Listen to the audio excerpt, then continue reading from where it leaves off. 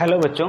तो आज हम इलेक्ट्रोकेमिस्ट्री का यानी विद्युत रसायन का दूसरे चैप्टर पढ़ रहे थे, उसका दूसरा लेक्चर पढ़ने जा रहे हैं। तो देखते हैं आज हमें क्या पढ़ना है। तो आज हमें जो टॉपिक पढ़ना है उसका नाम है चालकों के प्रकार। इससे पहले हमने ये पढ़ लिया था कि विद्युत चालक क्या होते हैं और विद्युत के कुचालक क्या होते हैं। इसके अलावा कुछ बातें मैंने विद्युत धारा की बेसिक वाली बताई थी। तो हमने क्या कहा था, विद्युत चालक वे पदार्थ होते हैं जिनमें विद्युत धारा प्रवाहित हो सकती है और विद्युत कुचालक वे होते हैं जिनमें विद्युत धारा प्रवाहित नहीं हो सकती है। इसके अलावा मैंने बताया था कि विद्युत धारा जो होती है वो कुछ नहीं, विद्युत आवेश के प्रवाह की दर को ही विद्युत धारा कहते हैं। और मैंने बताया था कि अगर किसी आवेश को प्रवाहित करोगे यानी आवेश प्रवाह होगा तो तभी वहाँ पर विद्युत धारा का प्रवाह हो सकता है। इसके अलावा मैंने बताया था कि विद्युत धारा की जो दिशा होती है वो धन आवेश की दिशा के समान होती है, यानी जिस दिशा में धन आवेश प्रवाहित होगा उसी दिशा में विद्युत धारा का प्रवाह भी होता है। इसके अलावा बताया था कि जो ऋण आवेश होता है उसकी दिशा जो होती है, उसकी जो प्रवाहित होने की दिशा होगी, विद्युत धारा उसके विपरीत दिशा में बहती है। इतना समझने के बाद हमें ये पढ़ना है कि विद्युत चालक के कितने प्रकार होते हैं। तो जो चालक होते हैं, चालकों के प्रकार आज हमें पढ़ने हैं। तो विद्युत के जो चालक होते हैं, ये हेडिंग है विद्युत चालक यानी चालकों के प्रकार। तो विद्युत चालक जो होते हैं दो प्रकार के होते हैं, जिसमें से पहला प्रकार है धात्विक चालक। इसके बाद हम पढ़ेंगे इलेक्ट्रोलिटिक या विद्युत अपघटनी चालक। आज हमें क्या पढ़ना है, चालकों के प्रकार। तो चालकों के प्रकार में मैं क्या कहूँगा, चालक कितने प्रकार के होते हैं, दो प्रकार के होते हैं, जिसमें से पहला प्रकार आज हमें पढ़ना है और इसका नाम क्या है, धात्विक चालक। ठीक है, यानी आज की हमारी जो मुख्य हेडिंग है उसका नाम है धात्विक चालक। तो क्या होते हैं धात्विक चालक या मेटेलिक कंडक्टर्स क्या होते हैं? तो मेटेलिक कंडक्टर्स या धात्विक चालक कुछ नहीं, धातुएं ही हैं। जो धातु होती है, जो धातु होती है ना, उस धातु को या धातुएं जो होती हैं उन्हीं को धात्विक चालक कहते हैं। जो धातुएं हैं उन्हीं को क्या कहते हैं, धात्विक चालक। तो इनको चालक क्यों कहते हैं, क्यों धातुओं को चालक कह रहे हैं, क्यों कह रहे हैं तो पता है पहले से। अगर ये चालक है, इसके नाम में चालक शब्द आ रहा है, तो विद्युत धारा तो प्रवाहित हो रही होगी। इस धात्विक चालक में विद्युत धारा प्रवाहित हो रही होगी। कैसे हो रही होगी वो बात पढ़नी है। और मैंने बताया था अगर किसी भी चालक में विद्युत धारा प्रवाहित होती है, या हम कह सकते हैं चालक है तो विद्युत धारा तो प्रवाहित होगी ही। तो विद्युत धारा प्रवाहित हो रही है तो प्रवाहित होने का कारण क्या होगा, आवेश का प्रवाह। और आवेश का प्रवाह कैसे होगा हमें वो समझना है। तो ये देखो, जो धातुएं होती हैं, जैसे धातुएं जो होती हैं, बहुत सारी धातुएं हैं, हमें पता है सोडियम एक धातु है, मैग्नीशियम एक धातु है, कोई भी धातु ले लो। तो जब धातु को देखा जाएगा, धातु को आप देखोगे, किसी धातु के टुकड़े को लोगे या धातु का टुकड़ा हमने ये ले लिया, तो यह धातु को लोगे तो धातु के अंदर क्या दिखता है, ये धातु है। और ऐसी धातु है जिसको मैंने सिर्फ अभी ऐसे रखा है, किसी बैटरी वगैरह से नहीं जोड़ा है। धातु को मतलब तार है, एल्युमिनियम का तार, कोई भी एल्युमिनियम का तार, आयरन का तार ले लिया। तो हमने वो तार लिया, और अगर उस एल्युमिनियम के तार को देखोगे तो तार कुछ ऐसा दिखेगा। उस एल्युमिनियम के तार यानी धातु के तार में हमें ऐसा दिखेगा। हमें पता है कि कोई भी जो धातु होती है, जैसे एल्युमिनियम है, तो एल्युमिनियम एक अगर ये धातु है तो धातु की एक विशेषता होती है, धातु की विशेषता होती है धातु अपने बाहरी कोश के इलेक्ट्रॉन त्याग देती है। यानी एल्युमिनियम जो होगा, अगर मैं बात करूं इसका परमाणु क्रमांक 13 होता है, और अगर इसके बाहरी कोश के इलेक्ट्रॉन की बात करें तो पहले इलेक्ट्रॉनिक विन्यास लिख लेंगे। इसका एल्युमिनियम का इलेक्ट्रॉनिक विन्यास होगा 2,8,3। तो बाहरी कोश में, एल्युमिनियम के बाहरी कोश में कितने इलेक्ट्रॉन हैं, 3 इलेक्ट्रॉन हैं। ये जो बाह्य कोश के इलेक्ट्रॉन होते हैं, ये बाह्य कोश के इलेक्ट्रॉन, इन इलेक्ट्रॉनों को त्याग देती हैं धातुएं, धातुएं अपने अंदर से निकाल देती हैं।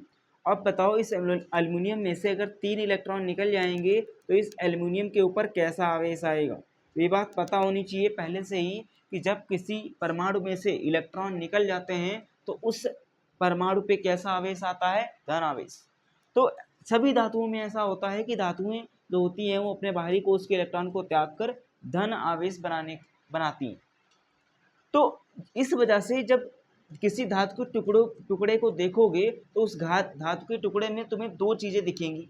एक तो देखेंगे ये वाले इलेक्ट्रॉन, जिनका नाम मैंने कल बताया था, इन्हीं को कहते हैं मुक्त इलेक्ट्रॉन। क्या कहते हैं, मुक्त इलेक्ट्रॉन। और दूसरी चीज जो दिखेगी वो दिखेगा ये परमाणु जो धन आवेशित है, धातु का आयनित परमाणु या कहें धन आवेशित परमाणु दिखेगा, और इसको कहते हैं कर्नल। क्या कहते हैं? कर्नल कहते हैं। तो हमें जब धातु का कोई टुकड़ा लोगे तो दो चीजें दिखेंगी, एक तो धातु का आयनित परमाणु दिखेगा, साथ ही साथ उसमें मुक्त इलेक्ट्रॉन दिखेंगे। तो देखो ये धातु का परमाणु है, इस धातु के परमाणु में जब सामान्य तौर पर देखो, आराम से देखोगे तो धातु में तुम्हें दिखेंगे ये धन आवेशित, बीच बीच में परमाणु रखे हुए हैं, परमाणु हैं, व्यवस्थित हैं, जो धातु के परमाणु हैं। और इन धातु के परमाणु के बीच बीच में कुछ मुक्त इलेक्ट्रॉन, ये जो लाल कलर से मैंने बनाए ये हैं मुक्त इलेक्ट्रॉन। ये मुक्त इलेक्ट्रॉन रैंडम गति कर रहे होते हैं, उल्टी तिरछी ऐसे जिग जैग मूवमेंट कर रहे होंगे, जिग जैग गति कर रहे होंगे। कोई इलेक्ट्रॉन इधर जा रहा होगा, कोई इलेक्ट्रॉन इधर जा रहा होगा, कोई इधर और कोई इधर, लेकिन ये सभी के सभी क्या हैं? मुक्त इलेक्ट्रॉन है। ये क्या है? हम कह सकते हैं ये सारे क्या हैं? मुक्त इलेक्ट्रॉन है। मुक्त इलेक्ट्रॉन, ये वाले इलेक्ट्रॉन जो मुक्त इलेक्ट्रॉन है वही यहाँ पर मैंने लाल कलर से बनाए हैं। तो धातुओं में मुक्त इलेक्ट्रॉन जिग जैग गति या ब्राउनी गति करते रहते हैं, इसे कह सकते हैं गति कर रहे हैं। ये गति कर रहे होते हैं, सामान्य तौर पर ऐसा होता है। लेकिन अभी ये जो धातु है, अगर इसमें बैटरी लगा दी जाए, कोई भी बैटरी लगा दोगे, तो बैटरी मैंने लगाई तो बैटरी यहाँ पे देखो, इसको मैंने यहाँ बनाया। जब धातु से मैं धातु को किसी बैटरी से जोड़ दूंगा तो बैटरी जो होती है उसका काम होता है आवेशों को धक्का देना। जैसे बैटरी है, बैटरी में हमें पता है दो इलेक्ट्रोड होते हैं, एक होता है धन आवेशित और दूसरी तरफ होता है ऋण आवेशित। अगर इसको हम इस तार से जोड़ देंगे, इस एल्युमिनियम के तार से जोड़ेंगे, तो ये वाला धन आवेश है। तो होगा क्या, इसके जो मुक्त इलेक्ट्रॉन थे, इस धातु के अंदर जो भी मुक्त इलेक्ट्रॉन थे, वो सारे के सारे मुक्त इलेक्ट्रॉन एक निश्चित दिशा में माइनस प्लेट से इस बैटरी की माइनस टर्मिनल से प्लस टर्मिनल की तरफ सभी इलेक्ट्रॉन गति करने लगते हैं। माइनस से प्लस की तरफ सभी इलेक्ट्रॉन गति करने लगते हैं। अगर ये इलेक्ट्रॉन गति कर रहे हैं तो हमें पता है कि अगर ये इलेक्ट्रॉन गति करेंगे, और ये कैसे इलेक्ट्रॉन है, यही तो मुक्त इलेक्ट्रॉन है। तो मैंने कल बताया था कि मुक्त इलेक्ट्रॉन गति करते हैं तो आवेश गति करता है, क्योंकि मैंने कहा था आवेश को गति करने के लिए दो चीजें चाहिए, या तो मुक्त इलेक्ट्रॉन गति करें या मुक्त आयन। यहाँ पे कौन गति कर रहा है? मुक्त इलेक्ट्रॉन कर रहे हैं। यानी धातुओं में आवेश को प्रवाहित कौन कराता है? मुक्त इलेक्ट्रॉन। ये सारे के सारे मुक्त इलेक्ट्रॉन गति करने लगेंगे। और अगर ये मुक्त इलेक्ट्रॉन गति करेंगे, कहाँ से कहाँ कर रहे हैं? माइनस के प्लस की तरफ। मुक्त इलेक्ट्रॉन तो इधर जा रहे हैं, यानी इलेक्ट्रॉन की गति किधर हो रही है? माइनस आवेश से प्लस आवेश की तरफ, यानी सॉरी हम कह सकते हैं माइनस टर्मिनल से प्लस टर्मिनल की तरफ बैटरी के हो रही है। तो विद्युत धारा कहाँ से कहाँ बहेगी? बहेगी कि नहीं बहेगी? विद्युत धारा बहेगी। क्यों बहेगी? क्योंकि आवेश बह रहा है, और आवेश की दिशा, क्योंकि आवेश, ये कैसा आवेश बह रहा है? इलेक्ट्रॉन बह रहा है, और इलेक्ट्रॉन के ऊपर आवेश कैसा होता है? माइनस आवेश। कैसा होता है? माइनस आवेश। इलेक्ट्रॉन बह रहा है, और मैंने कल बताया था कि विद्युत धारा की बहने की दिशा क्या होती है। अगर कोई धन आवेश बह रहा है तो धन आवेश की दिशा में ही बहती है विद्युत धारा, लेकिन अगर कोई ऋण आवेश जैसे इलेक्ट्रॉन बह रहा है तो इलेक्ट्रॉन की दिशा के विपरीत बहेगी विद्युत धारा। यानी इस तार के अंदर विद्युत धारा की दिशा ये होगी। क्यों? क्योंकि मुक्त इलेक्ट्रॉन कहाँ जा रहे हैं? माइनस से प्लस टर्मिनल की तरफ बैटरी के, तो विद्युत धारा कहाँ बहेगी? प्लस से माइनस की तरफ, तो विद्युत धारा बह रही है। तो बस हमें समझ आ गया कि धातुएं जो होती हैं उनमें विद्युत धारा क्यों बहती है, क्यों धातुओं को हम चालक कहते हैं। चालक क्यों कहते हैं? क्योंकि इनमें मुक्त इलेक्ट्रॉन होते हैं और वो गति कर रहे होते हैं। ठीक है। अब ये धात्विक चालक जो होते हैं, इनका दूसरा नाम है इलेक्ट्रॉनिक चालक। क्यों इलेक्ट्रॉनिक चालक? इनको इसलिए कह रहे हैं क्योंकि धातुओं में या धात्विक चालकों में विद्युत धारा प्रवाहित करने का काम मुक्त इलेक्ट्रॉन करते हैं। मुक्त इलेक्ट्रॉन कर रहे हैं, इस वजह से इन धात्विक चालकों को ही हम आयनिक इलेक्ट्रॉनिक चालक कहते हैं। क्या कहते हैं? इलेक्ट्रॉनिक चालक कहते हैं। तो पूछा जाएगा इलेक्ट्रॉनिक चालक कहाँ हैं, तो हम कहेंगे धात्विक चालकों को ही हम इलेक्ट्रॉनिक चालक कहते हैं। ठीक है। तो आगे अब हम थोड़ा लिखते हैं, समझ आ गया होगा।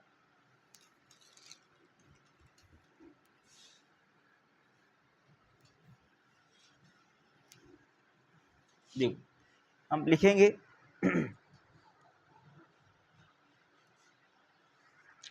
क्या लिखेंगे? हम लिखेंगे कि सभी धातुओं में धात्विक चालक क्या है कि हम कहेंगे कि सभी धातुओं में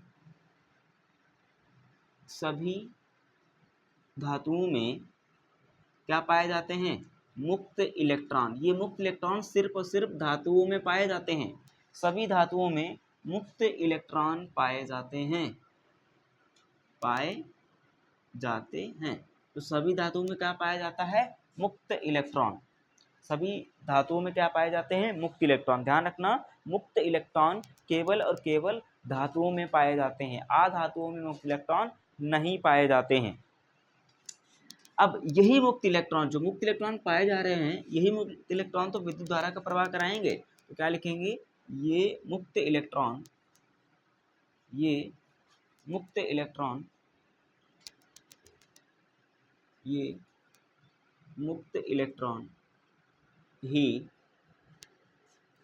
आवेश को एक स्थान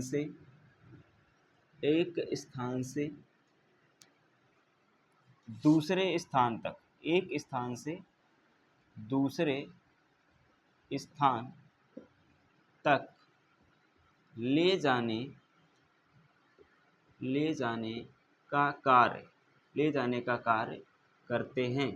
तो आवेश को एक स्थान से दूसरे स्थान पर कौन ले जाएगा, आवेश को ले जाएगा मुक्त इलेक्ट्रॉन। और अगर आवेश एक स्थान से दूसरे स्थान पर जाएगा, विद्युत धारा तो प्रवाहित होगी ही। तो मुक्त इलेक्ट्रॉन करते हैं, दूसरे स्थान से ले जाने का काम कौन करते हैं, यही हमारे मुक्त इलेक्ट्रॉन करते हैं। अगर इसमें हम बात करें उदाहरण की, तो धात्विक चालकों के उदाहरण क्या है, धातुएं हैं। धात्विक चालक तो मैंने बताया क्या है, धातुएं। तो सभी धातुओं के नाम लिख देंगे उदाहरण में। जैसे हमें पता है आयरन एक धातु है, कॉपर एक धातु है, सिल्वर एक धातु है, सोना एक धातु है और एल्युमिनियम एक धातु है। बहुत सारी ऐसी लिख सकते हैं। तो सभी की सभी धातुएं क्या है, धात्विक चालक होती हैं। ठीक है, अब अगली बात भी लिख लेंगे कि इनको इलेक्ट्रॉनिक चालक कहते हैं। तो क्या लिखेंगे कि धातुओं में, या हम ऐसे लिख सकते हैं, धात्विक चालकों में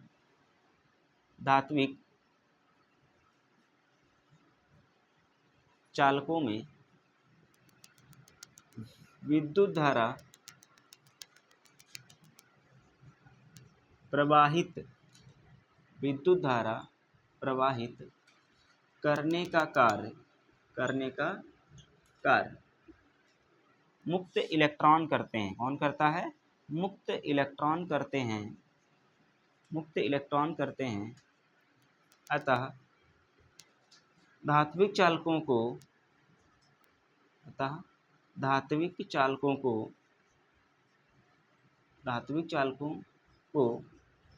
इलेक्ट्रॉनिक चालक, इन्हीं का दूसरा नाम क्या है, इलेक्ट्रॉनिक चालक, इन्हीं का दूसरा नाम क्या है, इलेक्ट्रॉनिक चालक भी कहते हैं। क्योंकि इनमें धात्विक चालकों में इलेक्ट्रॉन ही विद्युत धारा को प्रवाह कराएगा, इस वजह से धात्विक चालकों को हम इलेक्ट्रॉनिक चालक भी कहते हैं।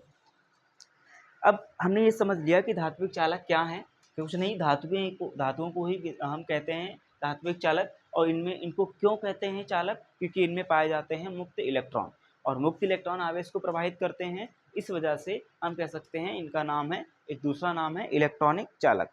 अब एक बहुत महत्वपूर्ण बात यह है, नोट करके लिखो, कि इसी का अपवाद है। मतलब हमें ये पता है कि मुक्त इलेक्ट्रॉन सिर्फ और सिर्फ धातु में पाए जाते हैं, मैंने ये बताया, लेकिन एक अपवाद है, एक ऐसी आधातु है। मैंने कहा ये मुक्त इलेक्ट्रॉन कहाँ पाए जाते हैं, सिर्फ और सिर्फ धातुओं में। आधातुओं में मुक्त इलेक्ट्रॉन नहीं पाए जाते, इस वजह से आधातुएं जो होती हैं विद्युत की चालक नहीं होती हैं। लेकिन अपवाद स्वरूप एक ऐसी आधातु है जिसका नाम है ग्रेफाइट, और ग्रेफाइट आधातु होते हुए भी इलेक्ट्रॉन, उसमें मुक्त इलेक्ट्रॉन पाए जाते हैं, जिस वजह से वो विद्युत की चालक होती है। तो क्या लिखेंगे, ग्रेफाइट के बारे में लिखेंगे ग्रेफाइट एक ऐसी आधातु है जिसमें मुक्त इलेक्ट्रॉन पाए जाते हैं। अतः क्योंकि ग्रेफाइट क्या है, ग्रेफाइट क्या है, एक आधातु। अतः आधातु होते हुए भी ग्रेफाइट ग्रेफाइट विद्युत होना तो चाहिए था कुचालक, लेकिन है कैसी? विद्युत चालक। विद्युत चालक होने पर भी, आधात होने पर भी ग्रेफाइट एक विद्युत चालक है। विद्युत चालक है या होती है।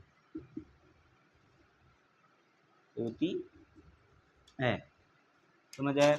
ये बात बहुत महत्वपूर्ण है कि ग्रेफाइट एक आधातु है, लेकिन फिर भी उसमें मुक्त इलेक्ट्रॉन पाए जाते हैं अपवाद स्वरूप, और आधातु होते हुए पर भी ये ग्रेफाइट विद्युत की चालक होती है। क्यों ऐसा होता है? ये ग्रेफाइट कुछ नहीं, अगर कोई पूछ भी दे क्यों ऐसा होता है, क्योंकि जो ग्रेफाइट है, ग्रेफाइट कुछ नहीं कार्बन होता है, और कार्बन का एक अपरूप है, कार्बन का ही दूसरा नाम ग्रेफाइट है। एक अपरूप है कार्बन का, एक अपरूप ग्रेफाइट है, डायमंड है ना, ये सारी चीज़ें। तो हम क्या बात करेंगे, ग्रेफाइट जो होती है, ग्रेफाइट में कार्बन में वैसे तो कार्बन 4 बंध बनाता है अपने, अगर बात करें कार्बन की, कार्बन का परमाणु क्रमांक 6 होता है। अगर इलेक्ट्रॉनिक विन्यास करेंगे 2,4, तो इसके बाहरी कोश में कितने इलेक्ट्रॉन है? 4, और चारों इलेक्ट्रॉन ये बंध बनाने में काम में लेता है। लेकिन अगर ये ग्रेफाइट है, ये ग्रेफाइट वाला अगर कार्बन है, तो ग्रेफाइट कार्बन जो होता है, हम कह सकते हैं ग्रेफाइट कार्बन में क्या होता है, ये 4 इलेक्ट्रॉन जो प्रयोग कर रहे होते हैं सारे के सारे कार्बन, उनमें ये ग्रेफाइट जो है सिर्फ 3 इलेक्ट्रॉन का प्रयोग करता है बंध बनाने के लिए। ग्रेफाइट वाली संरचना में सिर्फ 4 में से 3 इलेक्ट्रॉन का प्रयोग करता है अगर ये ग्रेफाइट है तो, और 1 इलेक्ट्रॉन इसका खाली रह जाता है। जिस वजह से ग्रेफाइट में क्या होता है, एक मुक्त इलेक्ट्रॉन होता है, यही बनेगा मुक्त इलेक्ट्रॉन, और अगर मुक्त इलेक्ट्रॉन है तो विद्युत धारा तो प्रवाहित होगी ही। तो आज हमने ये पढ़ा कि विद्युत चालक का पहला प्रकार पढ़ लिया है, इसका नाम है धात्विक चालक। तो ध्यान दो, हमने आज पढ़ा है विद्युत के चालकों के प्रकार, जिसमें पहला प्रकार हमने आज पढ़ाया तुम्हें धात्विक चालक, यानी मेटलिक कंडक्टर्स क्या होते हैं, तो कहेंगे सभी धातुएं होती हैं और धातुओं में मुक्त इलेक्ट्रॉन पाए जाते हैं। वही मुक्त इलेक्ट्रॉन आवेश को एक स्थान से दूसरे स्थान तक लेकर जाते हैं। उदाहरण की बात करेंगे तो सभी सही धातुएं लिखी हुई हैं। और अगर धात्विक चालक की एक महत्वपूर्ण बात कि इनको ही हम इलेक्ट्रॉनिक चालक कहते हैं। क्यों कहते हैं, पूछा जाएगा, धात्विक चालकों को इलेक्ट्रॉनिक चालक क्यों कहते हैं, तो क्या बताना है, क्योंकि धातुओं में विद्युत धारा प्रवाहित करने का काम मुक्त इलेक्ट्रॉन करते हैं, इस वजह से धात्विक चालकों को हम इलेक्ट्रॉनिक चालक भी कहते हैं। फिर बात याद रखेंगे अपवाद वाली, कि ग्रेफाइट एक ऐसी आधातु है जिसमें मुक्त इलेक्ट्रॉन पाए जाते हैं, अतः आधातु होते हुए भी ग्रेफाइट एक विद्युत चालक होती है। 2 बार लिखा है होती है, तो ग्रेफाइट एक विद्युत चालक होती है।